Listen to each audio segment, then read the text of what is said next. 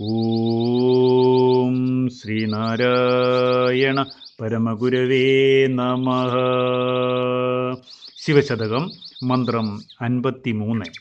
കഴലിണ കാത്തു കിടന്നു വിളിക്കും എൻ അഴലവിടുന്നറിയാതെയിരിക്കയോ, പിഴ പലതുണ്ട് ഇവനെന്നു നിനയ്ക്കയോ, കുഴിയിലിരുന്നു കരേറുവതെന്നു ഞാൻ.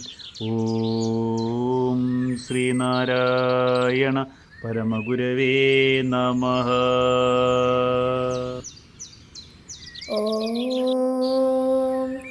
ശുഭദിനം, സുപ്രഭാതം. ശിവശതകം മന്ത്രം 53 വരികളിൽ ഉള്ളടങ്ങിയിരിക്കുന്ന അർത്ഥം ഇപ്രകാരമാകുന്നു.